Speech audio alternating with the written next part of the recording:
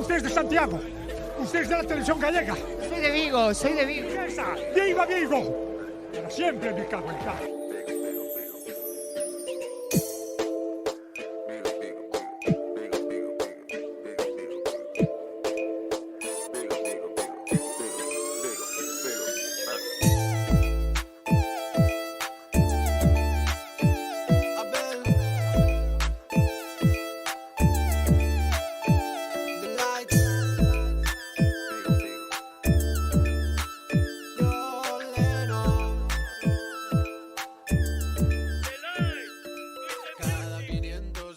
Abel máis alá das luces, unha viaxe sonora de Carretando. Capítulo 1. Benvidos e benvidas a Carretando, este podcast de divulgación politolóxica e xornalismo interpretativo en autocaravana.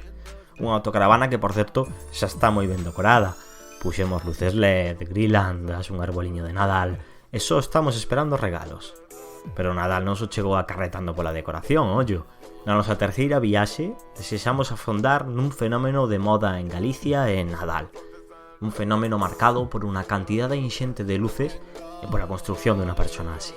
Seguide connosco porque imos entender quen é Abel Ramón Caballero Álvarez. Canten as mellores cualidades de toda humanidade para aportar a vara da cidade. Salve Abel, de todos eres o máis grande, desa mellor iluminación de Navidade, de lights, de music, happy Christmas de John Lennon. Pero teño que contarche que hai algo que non temos. Faltanos algo importante no barrio, non falo nin de fontes, nin de parques, nin... Aínda que temos moitísimas ganas de ver como quedaron as luces de Nadal de Vigo, temos que remontarnos moito máis atrás no tempo para entender a Caballero. Tranquilos e tranquilas, que acabaremos en Vigo, pero antes precisamos falar un pouco do seu percorrido vital dende os seus inicios ata o de agora. Comezamos pois en Ponteareas, a 40 minutos da cidade máis grande de Galicia. Trátase dun municipio duns 20.000 habitantes, con certa fama polo seu Corpus Christi e as alfombras florais. Mas tamén é aquí onde nace, en 1946, Abel Ramón Caballero, esa estrela viral da nosa actualidade, ese tecnócrata socialista, ese mozo comunista, ese neno, fillo de Manuela, ama de casa e Abel militar. É difícil atopar información sobre a súa máis pronta infancia e xuventude. Sabemos que era un estudante aplicado e que quixo seguir os pasos de seu irmán Daniel, oficial da Mariña Mercante. Caballero sacou o seu título e marchou. Cunha travesía, Abel foi capaz de saber que aquilo non era o seu. Ou moito movimento ou moito aburrimento. Eu tenía un hermano que es el segundo para arriba, ¿no? Me lleva a mí bastantes años. Y él estudió náutica, ¿no? Entonces, cuando volví a casa y aquello me parecía a mí que era una cosa extraordinaria, me gustaba el mar, cuando veníamos aquí en Vigo, ¿no? Y paseando por aquí me gustaba.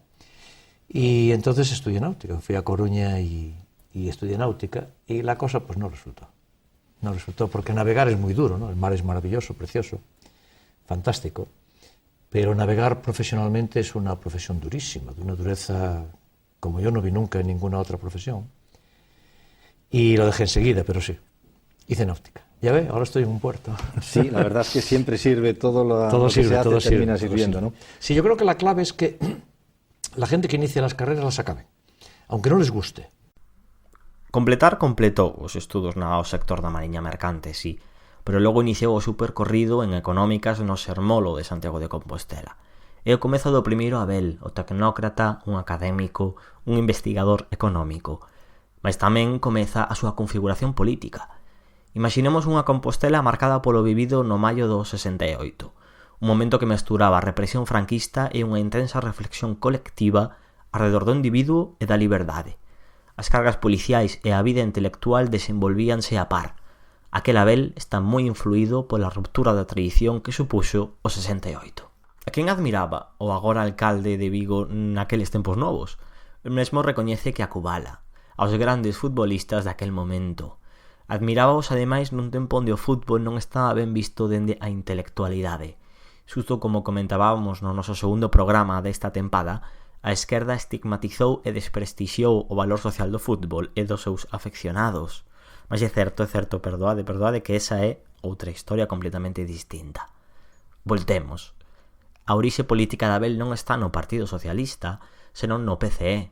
É nesta etapa primixenia do fenómeno Abel onde pode residir o xerme da súa polémica con Xosé Manuel Beiras.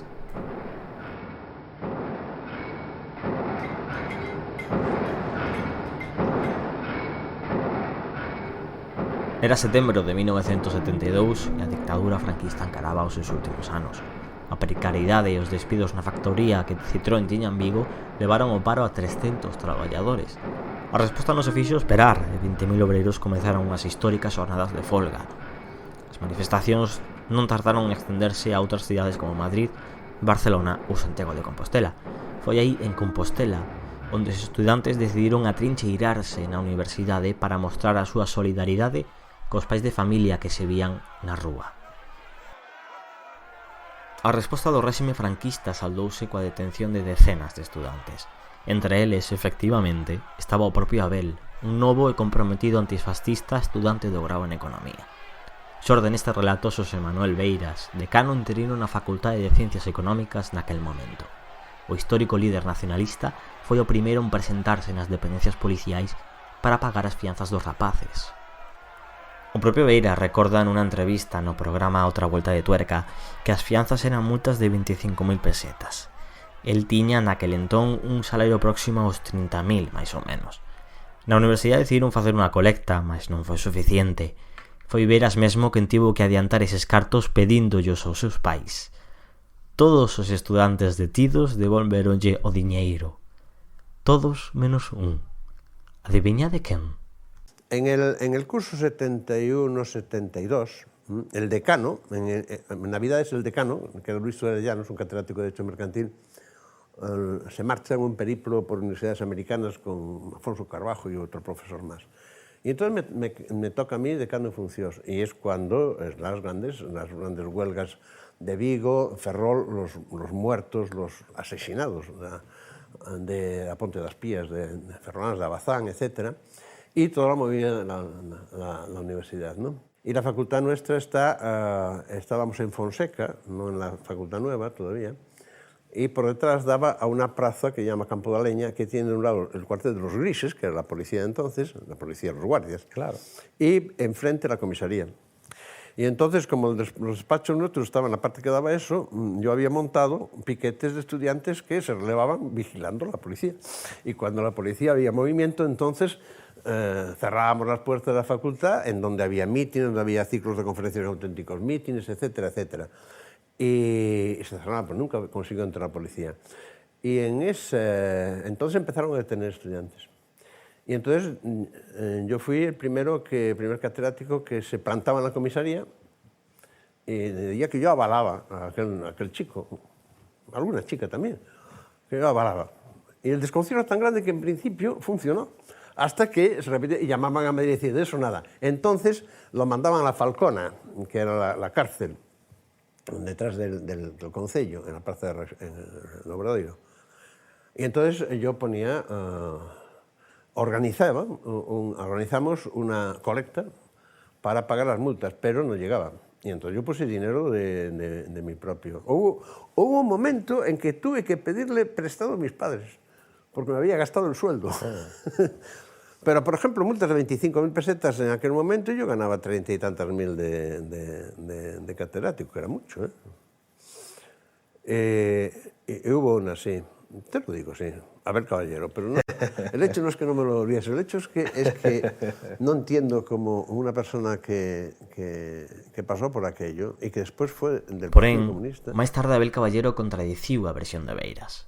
Segundo Abel, devolvinllo diñeiro na súa casa durante unha comida, sentados á mesa e co súa muller diante. Saqueino da miña cartilla de aforro de caixa postal. Beiras dixo moitas veces é produto da súa idea fantasiosa.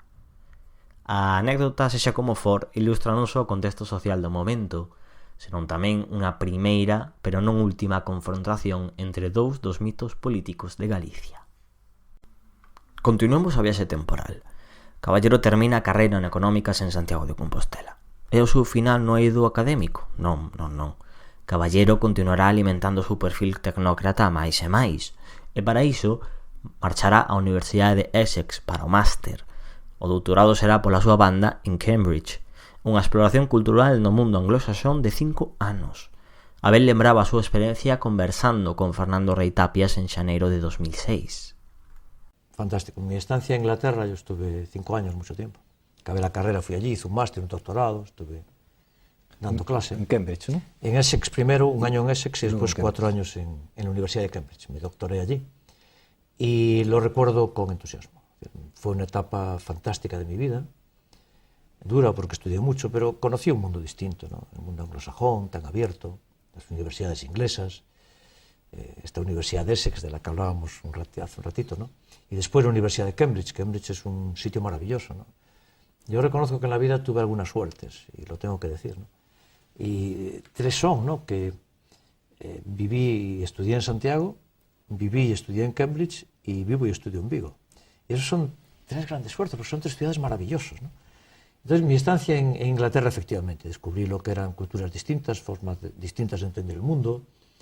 Profesionalmente, pues tuve oportunidad de trabajar con algunos Nobel, me dieron clase, y trabajé algún tiempo con 3 muy importantes, y fue vitalmente muy enriquecedor, ¿no? De tal modo que mi casa era Vigo, en ese momento ya me casé estando allí, y mi mujer es de aquí, mis ojos de aquí, ya me vine a vivir en esa época, hace 35 años, ¿no? Pues me vine a vivir para aquí, para Vigo, y entonces una casa mía era Vigo e outra casa mía era Cambridge. Cal foi a tese doctoral deste caballero nos 70? Aquí temos o seu título: Inversión e cambio técnico nun modelo multisectorial de crecemento. Daniel Salgado comenta no seu artigo Abel Caballero, o soberbio teórico da economía reconvertido en apóstolo do Nadal, que as súas preocupacións xa derivaban a un sistema post-keynesianista. Tamén había espazo para a crítica da teoría do valor de Marx e a divulgación de Piero Sraffa, o eslabón que uniu a Keynes e Gramsci na análise económica. Nesta década dos 70, Abel non está só centrado na vida docente e académica. É tamén o momento das súas vinculacións políticas co Partido Comunista Español ilegal naquel momento. Caballero transitaría intelectual e políticamente polo PCE. De igual maneira, seguirá o camiño de tantos outros militantes comunistas. No 1980, deixa o Partido Comunista Español para engrosar as filas do PSOE. Unha formación que apuntaba a dominar o taboleiro político do Estado español grazas ao apoio da socialdemocracia europea.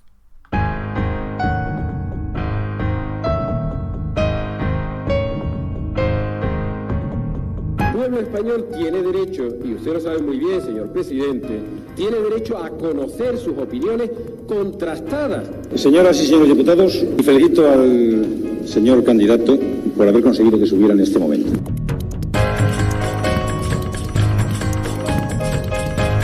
Es un problema de necesidad que usted contraste sus posiciones con los grupos políticos y las contraste en un debate porque lo está esperando todo el mundo. Con Felipe González como presidente do goberno dase por completada a transición española. Remontámonos ao 12 de xuño de 1985, momento no que España comezará a mirar definitivamente cara a Europa. Nunha soleada mañá asinarase no Palacio Real de Madrid o Tratado de Adhesión de España á Comunidade Económica Europea, coa presenza de figuras políticas como Ronald Reagan, presidente dos Estados Unidos de América. Era un momento de intensa europeización, en definitiva. Significa o que significa ese termo, os fondos europeos estruturais e de cohesión comezarían a chegar e na executiva de Felipe González precisaban perfis europeos.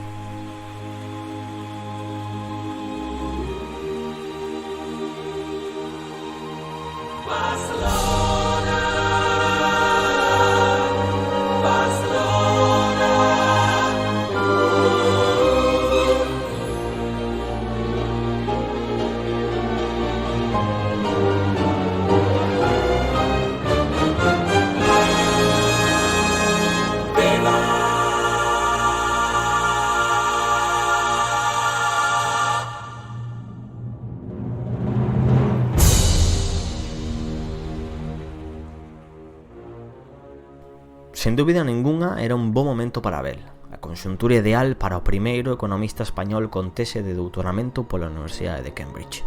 O seu currículo era longo e aportaba solidez ao executivo. Caballero chegaba como catedrático de Teoría Económica na Universidade de Santiago, coordenador de Comercio, Facenda e Economía do Grupo Socialista no Congreso, autor do libro A crise da economía marxista e presidente da Asociación Española de Ciencia Regional. pouca broma.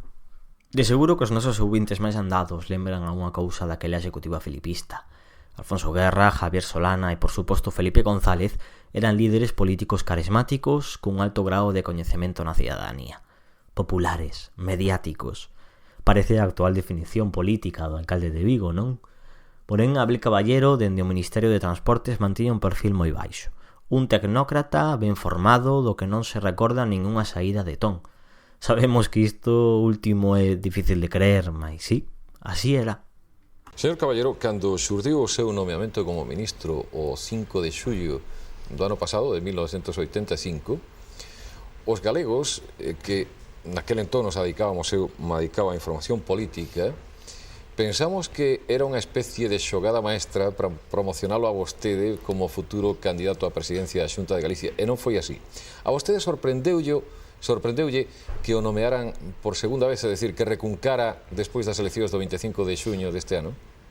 Simplemente puxo de manifesto o que eu xa sabía por as miñas conversas co presidente do goberno e por o que el me dixo no primeiro nomeamento, que efectivamente cando a mí me nominaba para ministro de Transportes non o facía pola dimensión de galego, nin o facía pola posible influencia que isto poidera ter en as eleccións autonómicas de Galicia, que eran 4 meses despois do primeiro nomeamento, sino que o que facía falta era solucionar unha serie de problemas que había en o departamento, exactamente igual que en todos os departamentos, e que el creía que eu era a persona adecuada para solucionar estes problemas.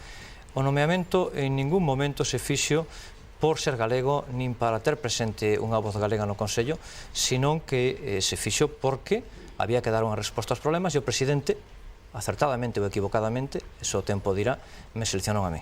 Fora polo seu brillante currículo académico, como unha forma de contentar o electorado socialista en Galicia ou a modo de trampolín para alcanzar a Xunta, aí estaba Abel, sentado no Consello de Ministros e ao fronte dunha carteira coas competencias para solventar o histórico déficit infraestructural que xa sufría Galicia. Quizás algún de vos está escoitando este podcast no tren, concretamente na liña de alta velocidade que conecta Galicia con Madrid dende o recente 21 de decembro. Se ollamos 33 anos cara atrás, atopamos a primeira referencia a esta conexión. Abel Caballero prometeu durante unha visita a Vigo o 2 de maio do 1978 que o AVE galego estaría listo no 93. Cualquiera que observe el plan de transporte ferroviario verá que establece comunicaciones entre Galicia, el Mediterráneo y Madrid. Esto es, que en el año 1993 habrá un tren de alta velocidad circulando entre Madrid y Galicia. Chegou o 93 e nin tiñamos tren ni Abel era xa ministro. Durante a súa breve carreira ministerial especulouse en numerosas ocasións con que sería o candidato do PSDG á Xunta de Galicia. Mas cando deixou a carteira de transporte, Caballero pasou a ser un diputado raso durante 9 anos. Un cambio brusco, a verdade. Mais o momento acabou por chegar. No 97, Abel sería o candidato do Partido Socialista á Xunta de Galicia entre dous personaxes, como sempre dicimos, mitolóxicos, Manuel Fraga e Xosé Manuel Beiras. Coñecendo a situación actual de Abel Caballero, sorprende mirar atrás e ver que tivo os peores resultados da historia do Partido Socialista de Galicia nunas eleccións galegas ata o ano pasado xusto, cando o seu sobriño, Gonzalo Caballero, obtivo un asento menos. 14 sendo específicos. Sí, Abel presentouse como candidato á Xunta no 1997 para sacar uns números nefastos fronte a duros rivais. Habería que ver, dentro dun exercicio especulativo, como sería o resultado se as eleccións foran agora mesmo, neste Nadal. Para ter contexto, poñemos os números sobre a mesa. O PSDG sacou 15 escanos naquelas eleccións autonómicas. Abel Caballero quedou por detrás dos 42 escanos de Fraga e dos 18 de Beiras. O socialista parece ter claro o porqué destes resultados. Culpa da súa candidatura non foi. Incluso chegou a asegurar que se o candidato fora outro, os resultados serían peores. Moito peores, remarcaba Caballero, además. Para ele as causas eran outras dúas. Por un lado, o Partido Socialista Obreiro Español estaba nun mal momento porque Felipe González acababa de ser substituído da Secretaría Xeral do partido. Polo outro, tiñan fronte a eses dous grandes candidatos como eran Fraga e Beiras. Yo cuando mi actividad política cayó más profundamente es cuando regresé a Galicia, presenté las elecciones, no salieron bien, era imposible que salieran bien en aquel momento, claro. ¿Por qué? Pues porque era un momento muy bajo del Partido Socialista. Con independencia de que yo lo hiciera mejor o peor, que no voy a entrar en eso, ¿no? Lo hice lo mejor que pude, en todo caso. Pero era un momento en el que el Partido Socialista estaba en caída en picado. Era 1997, ¿no? Y por tanto era imposible, ¿no? El PP estaba creciendo, Fraga estaba en su mejor momento, el BNG estaba creciendo como la espuma y con Beiras también en su mejor momento. Y yo creo que bastante hicimos que aguantamos el resultado y solamente bajamos 3 puntos, porque después llegaron las elecciones generales y el PSOE cayó 10. El cambio de Felipe González Almunia, pues hubo una caída de 10 puntos, y aquí solo caímos 3. Yo recuerdo alguna anécdota de esa campaña, ¿no? Mi primer acto electoral fue con Felipe González en Orense. Yo tengo muy buena relación con Felipe, y nos vemos, y bueno, somos buenos amigos. Pero en aquel acto, Felipe González anunció que se retiraba. Claro, empezaron una campaña electoral y que el líder, nada menos que Felipe González, llega allí y dice, bueno, me retiro de la política, ya saben ustedes, me voy. Non obstante, se lle preguntamos a outros, a resposta pode variar un pouco. El País publicaba uns días despois dos comicios un editorial no que sinalaba que o fracaso do Partido Socialista de Galicia se produciu porque tivo un mal candidato, realizou unha mala campaña electoral e non soubo facer oposición aos 4 anos anteriores. Algúns compañeros de partido a maiores o que fixeron foi criticar a liña política seguida para a campaña. Entre outras cousas, foi tachada de antigaleguista. Seguramente todos tiñan parte de razón, fenómenos complexos e respostas múltiples. O feito indiscutible foi que Abel e o PSDG sacaron eses pésimos resultados. Tras isto, o socialista decidiu deixar a política pola porta de atrás. O Abel serio que fracasou na súa pugna contra Fraga e Beiras realizou o seu propio exilio, ou, por decirlo dunha maneira máis aséptica, levou a cabo o seu descanso político. Regresou a un espazo no que se sentía cómodo e que controlaba, a universidade. Marchou a dar clase a Vigo. Neste punto da historia, coñecemos xa os comezos nos 70 do Abel máis mozo político, tamén do Abel académico. Sabemos que pasou polo Ministerio de Transportes e que madurou na cotiandade do Congreso. Somos conscientes da loita que mantivo con Fraga e Beiras. Falta chegarnos a unha face máis deste home múltiple como a película, o Abel novelista.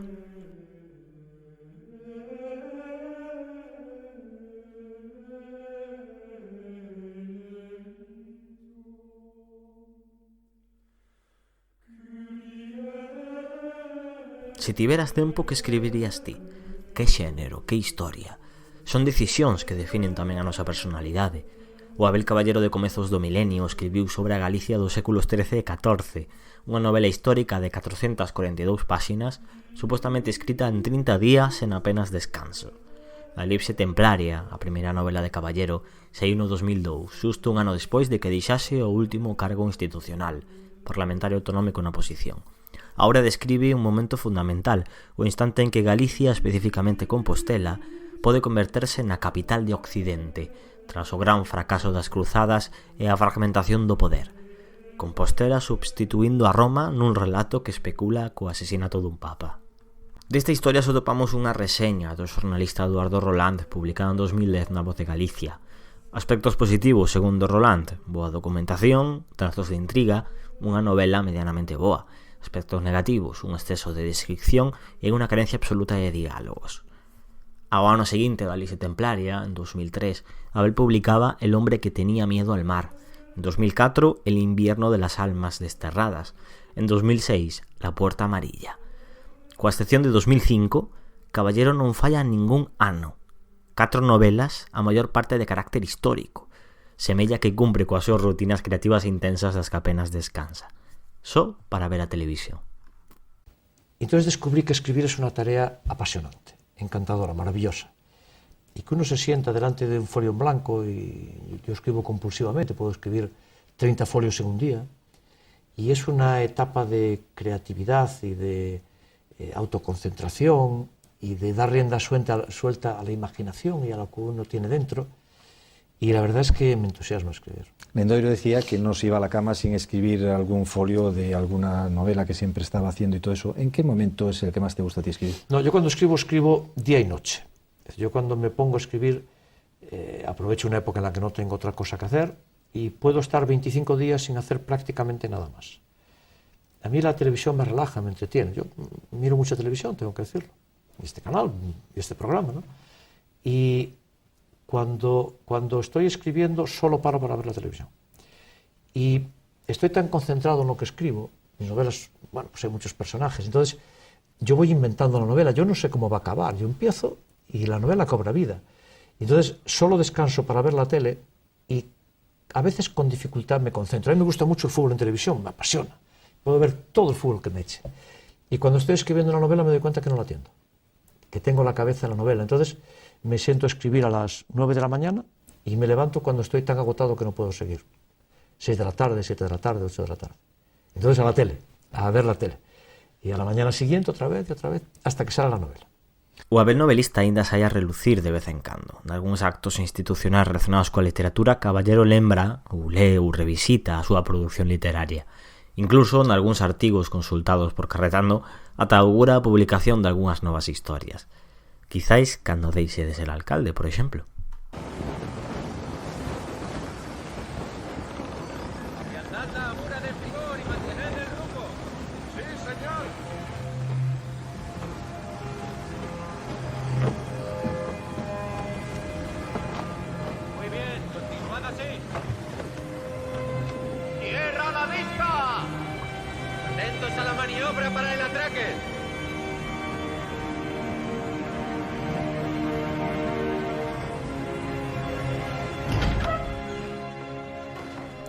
O nome de Abel Caballero aparece asociado a Vigo dunha forma ou outra ao longo de toda a súa biografía. Non obstante, poderíamos dicir que o 2005 foi a orixe da súa relación actual. Dende 2005 e ata 2007, cando foi escollido alcalde de Vigo, Abel presidiu a autoridade portuaria da cidade. Lonxe do que poida parecer, este foi o posto que despertou o animal político e mediático que levaba dentro.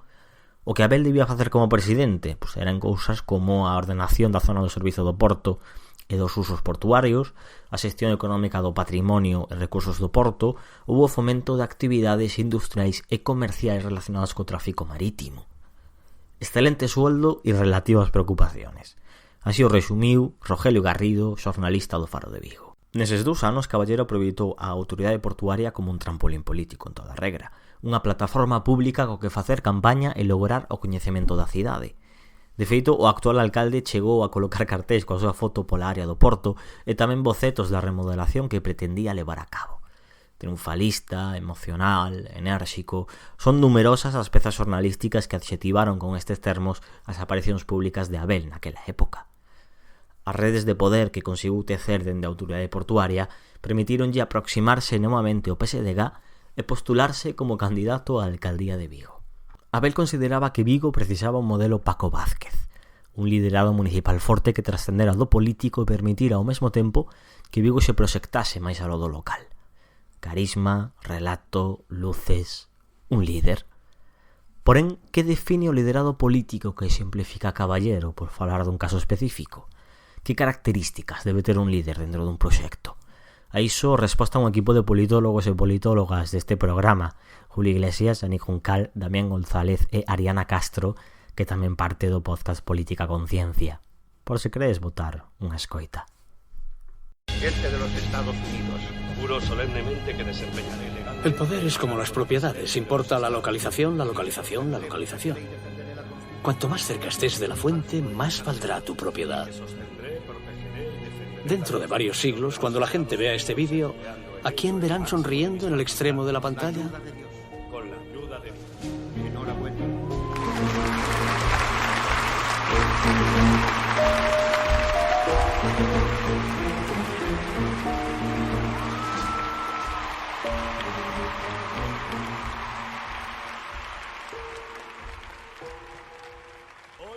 Pois estamos aquí nesta etapa de divulgación en Carretando e primeiramente imos presentar aos nosos convidados e por parte do noso equipo de politólogos están aquí Dani Juncal, bo día.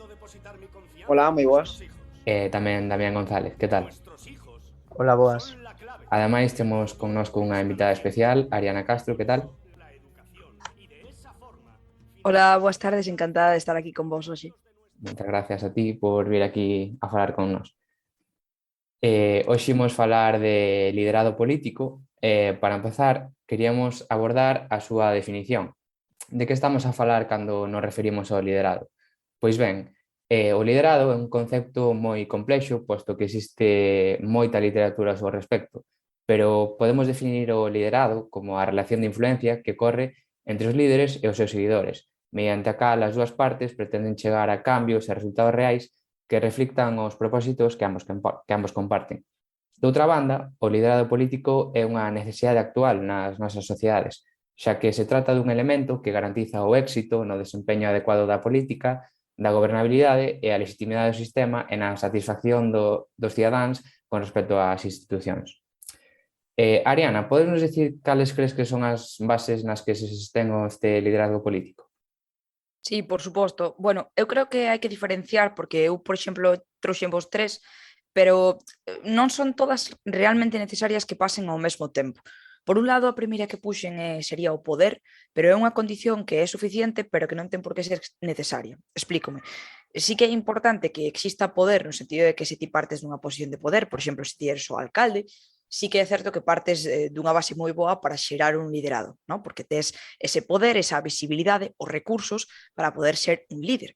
Pero hai xente, ao mellor o vedes incluso en dinámicas vosas de traballos de clase, que pode ser un líder ou unha líder sen ter un poder real e efectivo e material, ¿no? Entón, esta é unha digamos, desas bases que pode ter o liderado. Outra é a legitimidade. Eu esta considero que é especialmente importante, porque se a ti te consideran un líder ilexítimo, realmente o teu liderado se vai desintegrar, non vai ter esa fortaleza, esa base, porque ante calquera bandazo, ante calquera problema, enseguida vas perder o apoio dos teus seguidores, que, como seguiremos vendo, é algo terriblemente importante.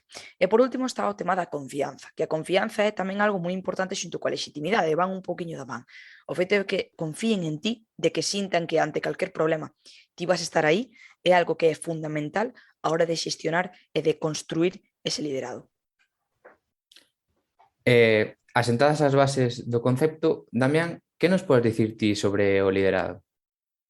Bueno, antes de nada, cando un cidadán ou unha cidadá vai votar, o máis importante para a determinación do seu voto, que ten máis peso, sería a identificación partidista, é dicir, con que partido coincide máis ese cidadán. Pero, en segundo lugar, inmediatamente, xa nos encontramos coa valoración dos líderes ou o liderado de cada un. Esta é unha capacidade, como decía Ariana, que tamén está relacionada co poder. E ao falar do poder, estamos a falar dun exercicio, unha relación interpersoal entre o determinado líder e os cidadás.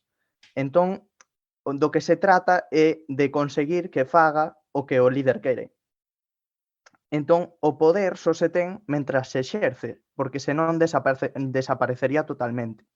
Ademais, o propio seguidor dese líder, decide cando comeza e acaba o liderado. E ese é o único poder da parte da relación dos cidadáns. É dicir, estamos a falar dunha relación líder-seguidores, non unha relación líder-organización-seguidores, nese intermediario que estaría a organización. Entón, así, o liderado preséntase como ligado á persuasión. Entonces, segundo o que acaba de explicar Damián, poderíamos identificar o liderado como un proceso, non, Ariana? Sí, efectivamente, eu creo que esta é unha das cuestións máis interesantes dentro do concepto propio de liderado, o feito de que non é un estatus, non é algo que moitas veces dicimos, non? Que está exercendo o seu liderado, non. É máis unha cuestión dun proceso, non? Porque ao final é un pouco o que dicía agora Damián, é o feito de que ti tes que persuadir os teus seguidores, que ao final sí que poderíamos considerar esa persuasión como unha forma de poder, pero realmente ti, aínda que non teñas poder material, como dicía antes, sí que podes persuadir. Entón sí que consideramos que o liderado sen persuasión non existe. É pensar que, por exemplo, Pedro Sánchez agora mesmo pode ter un liderado moi marcado, pero realmente o mellor noutro contexto non sería así, porque por esa circunstancia non pode exercelo do mesmo xeito, non? Entón, hai que ter en conta, e creo que é importante por parte da audiencia, que entendan que é un proceso e, sobre todo, que a persuasión é un dos elementos clave a hora de conseguir xerar ese liderado, sobre todo porque partimos de que necesitamos que nos perciba así a xente que nos está a seguir.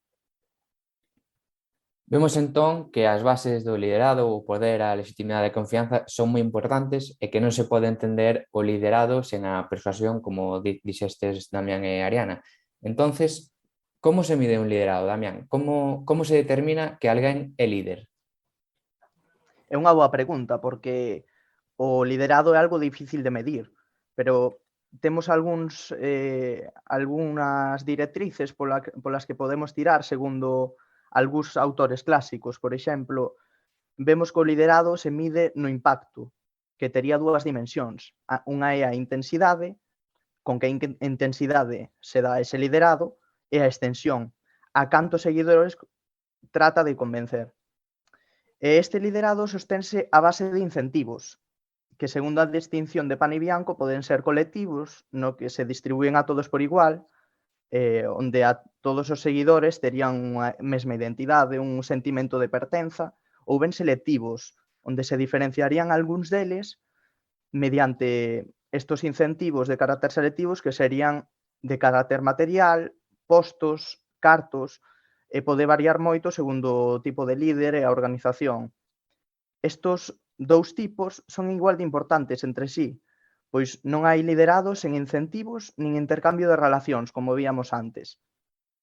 Isto todo fai que os cidadáns sexan moi influídos polo liderado cando van determinar o seu voto. É dicir, como xa víamos antes, o liderado forma parte dese factor de determinación do voto. Pois cambiando un pouco de tema, falando en clave municipal, xa que estamos tratando a Abel Caballero, o liderado é un dos factores esenciais. Podemos afirmar que nos municipios onde se detecta unha percepción de liderado, este constitúe un poderoso factor da orientación do voto, como acaba de dicir Damián, xa que debido á natureza das funcións que lle podemos atribuir aos alcaldes líderes, os procesos de liderado contribúen decisivamente a unha percepción de eficacia, así como de estabilidade e continuidade dos gobernos municipais. Neste sentido, a proximidade dos líderes municipais, como é o caso de Abel, cos seus cidadáns constitúe un feito diferencial na política nacional, na que a relación é moito máis afastada e máis mediática. É a partir desde aquí cando podemos comenzar a extraer a idea dun liderado personalista, que parece afectar en exclusiva á política local, aínda que non é de todo así. Entonces, falando do concepto de liderado personalista, que nos podes dicir ti, Yannick, sobre o mesmo? Ben, dentro do liderado, se abordamos o personalismo, non depende tanto do nivel de goberno que se realice, senón máis da estrategia que se decida adoptar. Por lo tanto, dende un análise da personalización da política, compre sinalar que se debe partir de que a concepción das figuras políticas como marca é unha estrategia importante dende a perspectiva de que todo comunica, non? Calquera xesto, calquera situación, calquera palabra, todo, absolutamente todo, comunica. A cidadanía, por lo tanto, percibe a cada figura política dunha maneira determinada. A esas figuras, a cada político ou a cada política, asocianse unha serie de categorías ou atributos. Compre sinalar, por lo tanto, que a construcción da marca política nace dunha interacción permanente entre tres eixos importantes: a autoimaxe, a heteroimaxe e a imaxe desexada. Pero debemos abordar primeiro dúas delas. A heteroimaxe é o que ven os cidadáns, o que a cidadanía percibe, o que a xente que nos vai a votar percibe. E a imaxe desexada, por outra banda, é o que queremos que o votante perciba. Pero ningunha desas dúas cuestións, que deben ser ben tratadas e ben traballadas, non pode e non funcionan ningunha delas sin a autoimaxe, a confianza que ten o político en sí mesmo e como el se ve ou como el se sinte para o desempeño dese cargo ou desa estrategia. Entonces, Ariana, cales crees ti que serían as variables moi influentes a hora de explicar o liderado? Pois, bueno, eu quería traer varias. A primeira creo que é importante é o contexto. Como vos dicía antes, Pedro Sánchez agora pode ser moi bo líder por situación pandémica, pero mellor se o goberno non pasara por esa situación de crise, non tiña reforzado o seu liderado. Entón hai que ter moi en conta que parte do noso liderado, da conformación do liderado, vai vir dada polo contexto no que nos estamos ver. Se un candidato político non é capaz de ler, evidentemente, o seu equipo de estrategas politolóxicos, se non é capaz de ver o contexto no que se move, non vai poder ser un liderado efectivo, porque ti te tens que adaptar ao contexto no que se está desenvolvendo a túa actividade política. Logo tamén é importante a valoración, que, bueno, hai diferentes formas de medir a nivel politolóxico, podemos medir nunha escala do 0 ao 10, do 1 ao 10 ou do 1 ao 7, que é a versión francesa, pero bueno, ao final é coñecer con datos cuantitativos como nos percibe a poboación e como realmente a poboación considera que estamos facendo ou estamos levando a cabo o noso papel. Por outra parte, tamén considero que é moi importante, de feito, e viva na liña do que estaba comentando Yannick, non? O feito dos atributos que ten a propia líder. Características físicas son importantes, pero tamén cuestións un pouco máis etéreas, como a honestidade, a xestión, a carisma e incluso falar do tema das emocións, que agora está moi en auxe dentro do estudo da ciencia política, estánse estudando moitas emocións políticas, agora hai estudos de Marcuse que falan de emocións un pouco ligadas, entre comillas, por dividirlo así un pouco de xito máis simple, emocións positivas e emocións negativas, e isto todo en conxunto serve non só para que o propio líder poida construir o seu liderado, senón tamén para que a poboación decida como vai, digamos, valorar e se vai ou non facer a un candidato ou candidata líder. Damián, que papel crees que xogaría esa construcción dun político ou política el líder a hora de alcanzar un goberno? Bueno, o papel do líder penso que quedou bastante claro. A literatura amósanos que o líder abandeira un proxecto político e forma parte dun dos componentes máis importantes de calquera campaña electoral. Verémolo co líder, neste caso Abel Caballero, e vímolo con outros casos que vemos cada día, como Feijóo, como un montón de líderes de moitas organizacións políticas. E o líder político así é unha peza fundamental, porque para lograr o obxectivo da campaña é necesario que o electorado coñeza o propio candidato, é dicir, é necesario un recoñecemento.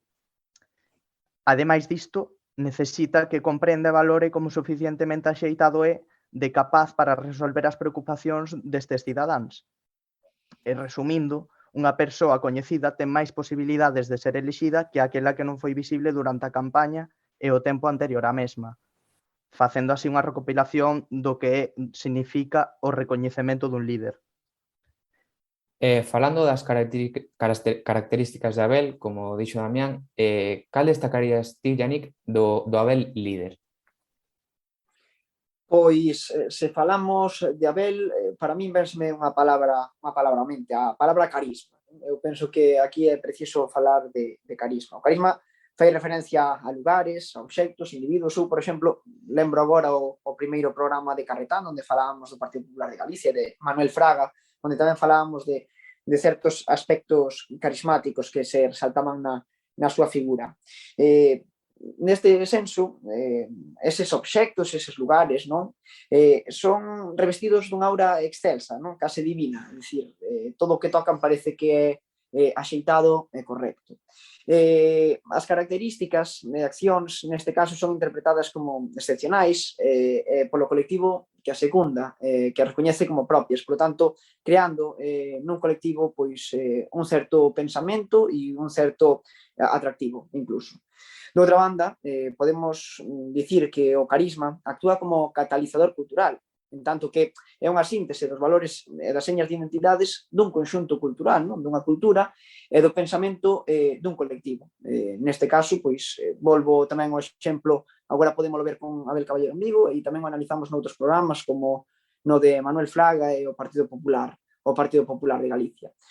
A día de hoxe tamén é importante resaltar a figura dos medios de comunicación. Hoxe o liderado e o carisma non se poden difundir sen un axeitado papel dos medios de comunicación, é dicir, na estrategia política dentro dun gabinete ou dentro dun colectivo, dun partido que axude a un líder, tecer ben unha campaña de medios é moi importante. Xogan os medios de comunicación un papel imprescindible e axudan a configurar e a difundir a imaxe dese líder carismático. Xa para ir rematando, enlazando un pouco con isto que acaba de decir Yannick, dos medios como constructores da imaxe dun líder carismático, que nos podes decir ti, Ariana, sobre este hiperpersonalismo e a súa relación cos medios? Pois que creo que duns anos para aquí, sobre todo eso, a raíz de mediados do século XX, se dá un hiperpersonalismo á política porque antes era moi difícil que antes dos medios e da súa popularización, que ti escoitaras algunha vez en persoa o teu líder, que ti vises algunha vez sequera o teu líder, non? Entón é algo que agora temos moi naturalizado e de feito agora cada vez é máis importante, como resaltaches vos de forma fantástica ao longo das vosas intervencións, agora cada vez é máis importante o líder a hora de mobilizar o voto dos partidos. Entón ese hiperpersonalismo da política ven da man, pero dun xeito totalmente arraigado por parte da xeralización dos medios de comunicación, como dicía tamén Duverger, non? Que dicía que é a raíz de que aparecen os medios cando realmente temos unha maior hiperpersonalización da política. E para min, algo que quería resaltar antes de rematar, é o feito de que tamén isto xera unha especie de vinculación que se dá máis no ámbito local, como seguro que analizades de forma fantástica, dáse máis no ámbito local, porque ti podes interactuar dun xeito máis persoal co líder, pero agora, grazas aos medios, pero sobre todo grazas ás redes sociais, temos unha falsa sensación dun componente que se conoce como dialóxico, é dicir, dun componente como se puidésemos ter unha conversa con ese líder. Pensamos que, como seguimos en redes sociais, pensamos que como o vemos en directos dende o seu Twitch e cousas así, pensamos que realmente ese mensaxe, que esas cousas que lle estamos dicindo a ese líder que lle están chegando e que estamos tendo unha conversa. Isto xera como esa falsa sensación, que bueno, hai debates dentro da disciplina, pero xa me estou posicionando, xera esa falsa sensación de que realmente estamos democratizando ou redemocratizando a política outra vez con ese componente de participación cidadá, cando realmente ao final é unha cuestión de que sí, lle estamos dando ese componente hiperpersonalista que xera liderados tremendamente fortes, dende Donald Trump, tamén Abel Caballero, Feijóo, pero que á vez están xerando que as persoas creen que son máis escoitadas cando, o mellor, habría que velo se realmente está sendo así.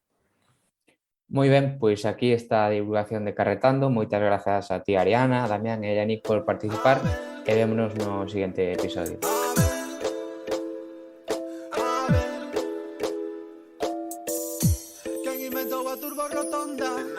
Quen é gobernante máis en forma? Vai BMX en texto estilo bomba, baila o xui sin parte clases de zumba.